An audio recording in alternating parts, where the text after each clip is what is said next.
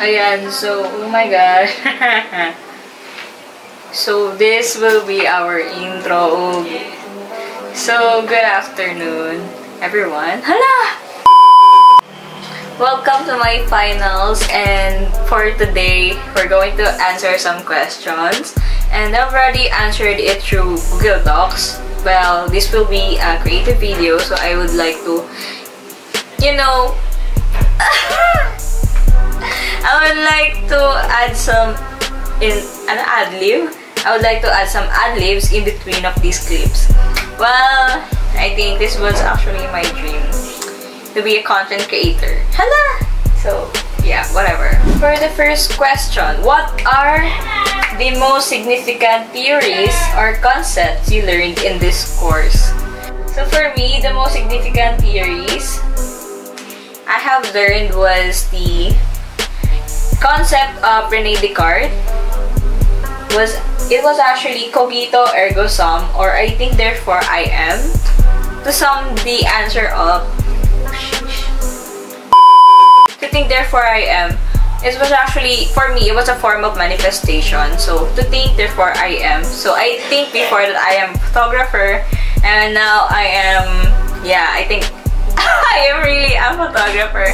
So, before, I think it was a very delusional situation, because I really just put this on my bio that I was a photographer. But before, back then, it was actually a portrait photographer, because I bought my camera a few months back because I wanted to capture the makeup more precisely, the details of the makeup more precisely, since I only own a camera. No, I don't actually own any of the camera before. I only have my phone. I just use my phone as the camera itself. And for me, it was very, very not good kasi the quality was not actually crisp. The details of the makeup cannot be seen. Like, nag-blur out niya lahat ng small details. And actually, for me, for me, it was a significant thing to add. Kasi, it's like, for example, I'm a makeup artist. So, I know how the contour should look like in real life. Though, in my phone, it's not visible at all. Like, na-filter niya lahat ng shadows, na-filter niya lahat ng small details such as yung false eyelashes. So, parang hindi ko kakayanin magtagal with that. And I invested my camera, which is I'm now using, which is the Sony NEX F3. So, it was a mirrorless camera. And for me, it was very, very handy kasi small lang siya, if you can actually see. Let me show it to you. Ano kaya siya show? Actually using my phone as the second lighting. So, I think I can inspire some of you. What? I don't even know if you're going to watch this, pero ito po yung itsura ng camera. I don't know if you can see that. Hindi siya nagpo-focus. Yeah. Pero yung itsura ng camera. It was very, very small lang. And super handy niya. So, I was proud of it kasi it was my first investment. Hindi siya first. Actually, I have my DSLR sa baba. Sa baba!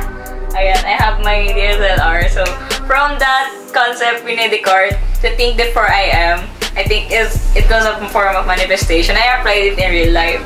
So, I think I inspired some of you. Ayan. So, second question will be, how this series on concept changed your understanding of how people learn.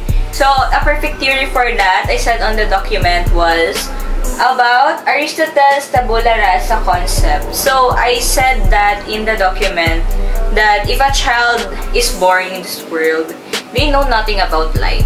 So, as experiences and time goes by, they are enriched with experiences.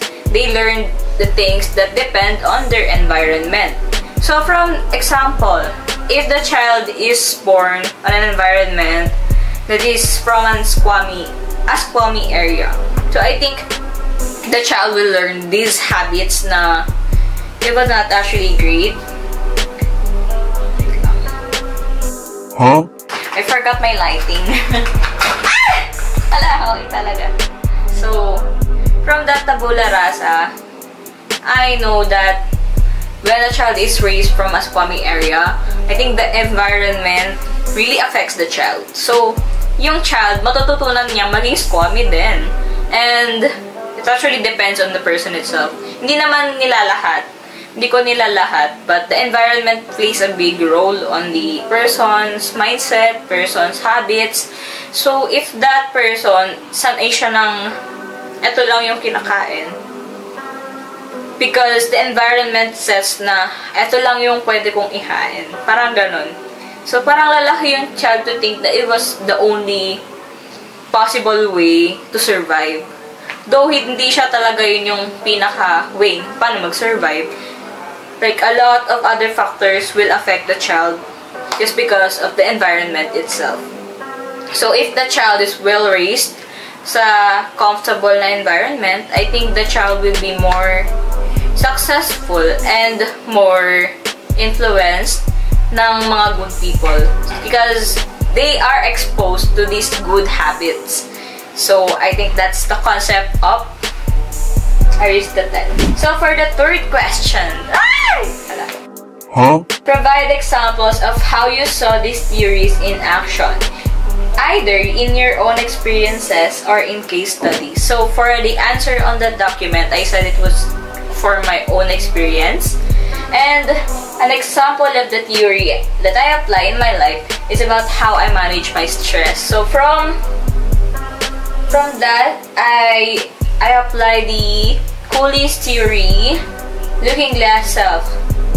So because of my high drive for success, I was actually heavily influenced by my peers, my family, my friends, and mostly sa digital side. Kasi more like sa investment.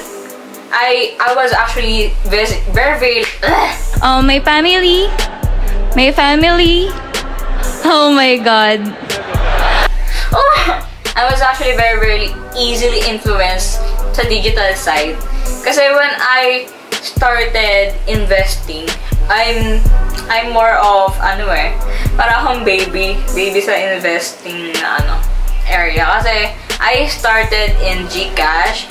So parang with that, nalagasan agad ako ng 200. So parang hala, bakit ako nalagasan? Parang ganun. So I did not actually pursue that platform anymore, and actually for me it was a great thing to realize kasi na-realize ko na there are a lot of other ways to invest on. So from that experience na nalagasan ako, I learned that I was actually a low risk investor. So ayun, and also the way my friends, my families say things about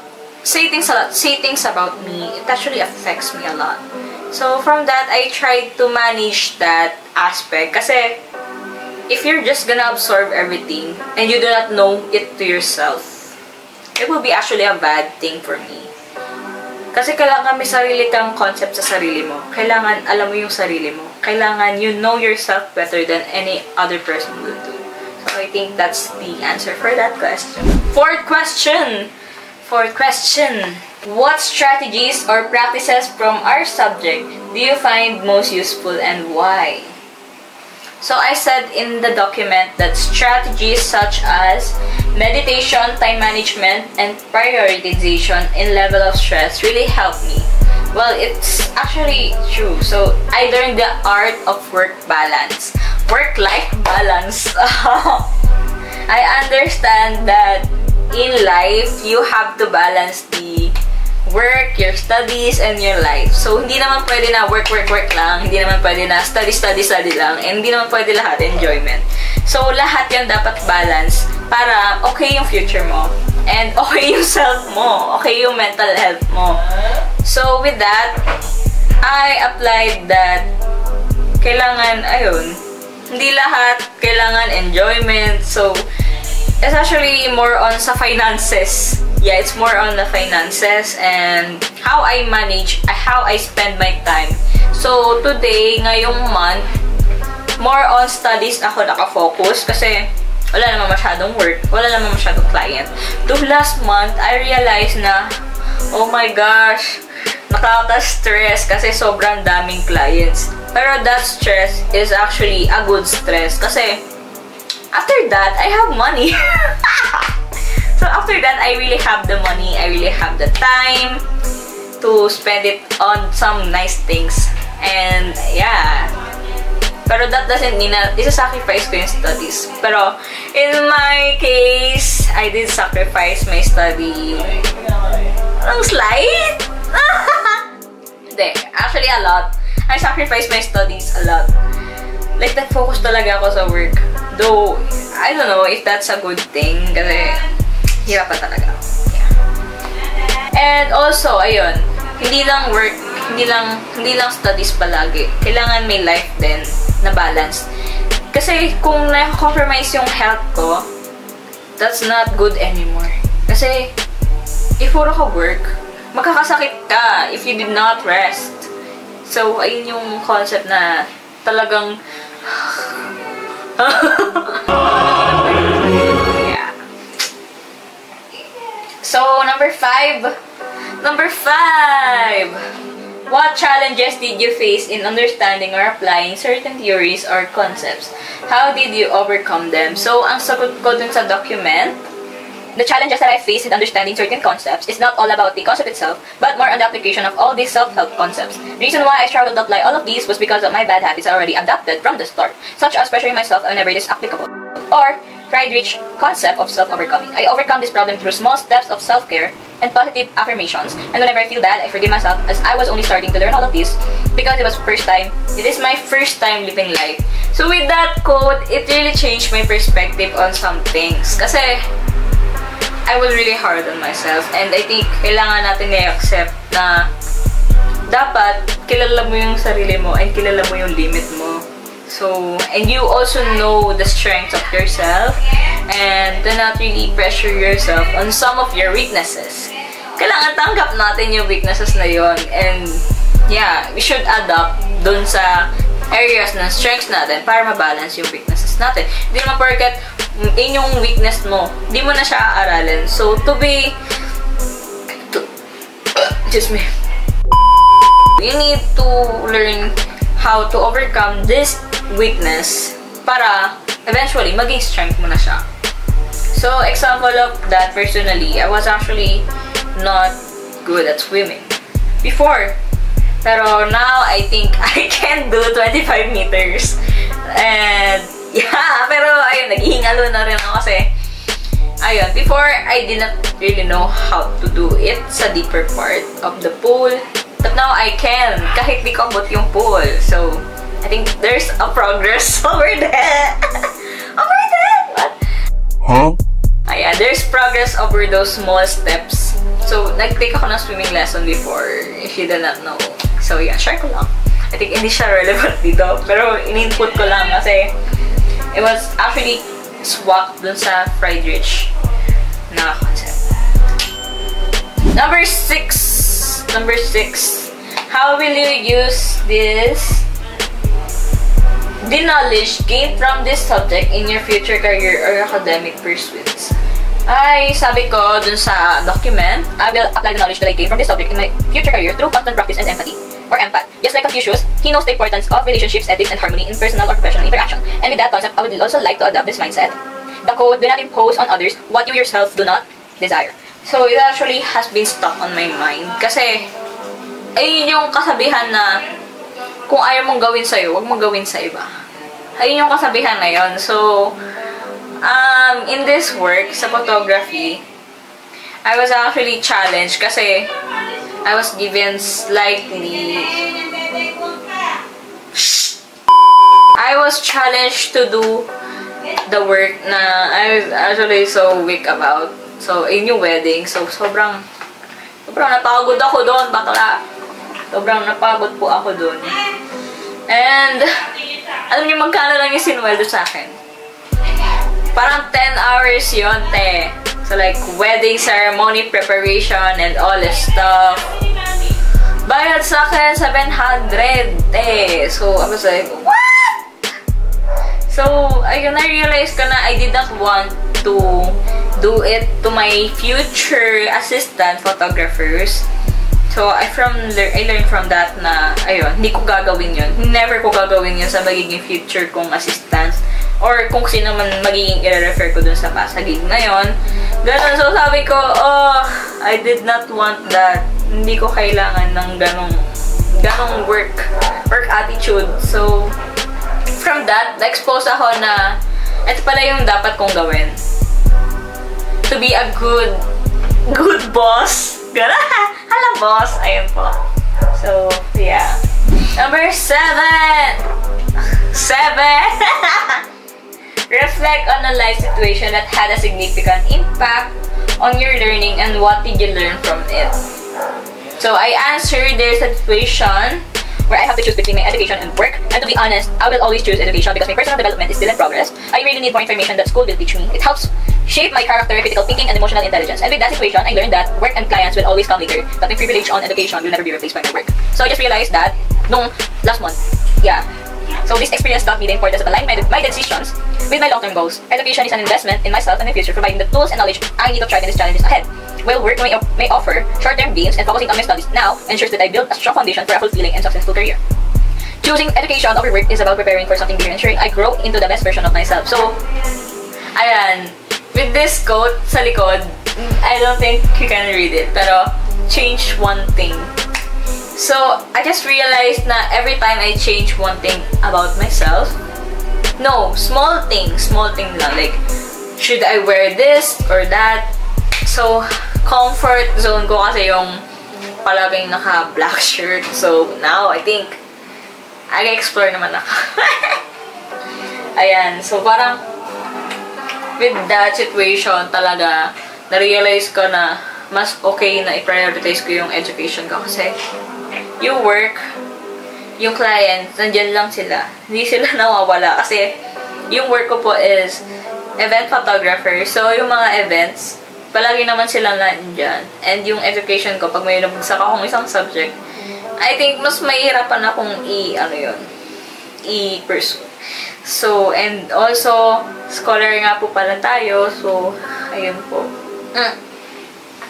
So, I really learned that investment and decision-making wise, kailangan kong itimbang kung ano ba yung mas important for me and kung ano yung mas magbe-benefit sa akin for longer term. Kasi, even the showbiz industry said that education was actually important kasi every time na mag-fail tong side nila in work, they have a backup.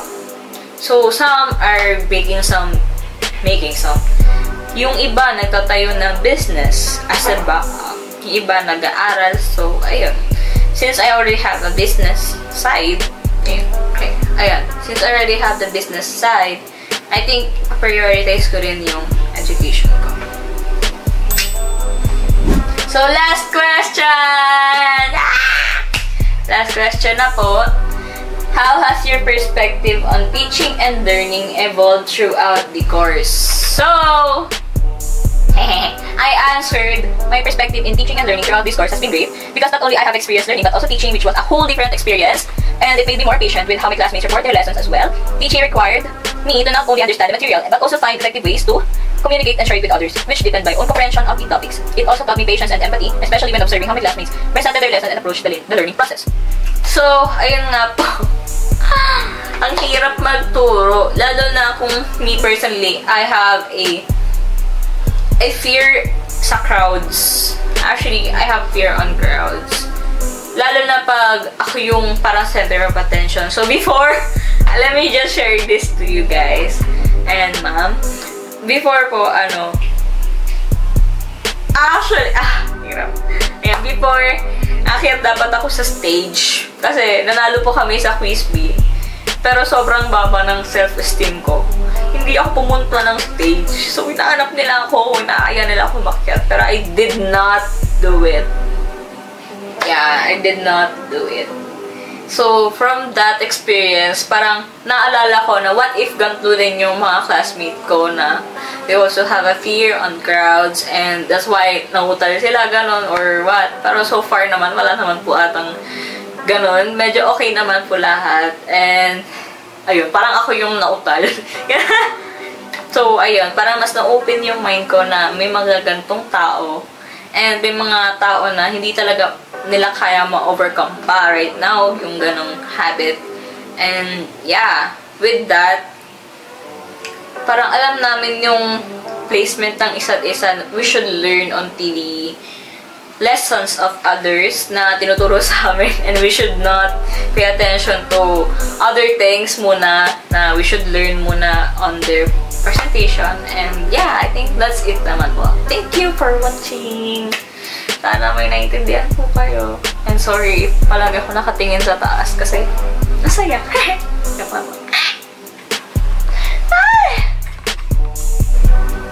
Hindi ko alam kung saan ako oh my gosh, palagi yata ako nakatingin sa taas. So, sorry for that. Kasi, nakikita ko yung sarili ko doon kung in frame ako or something. But I really should look into this lens. Yeah.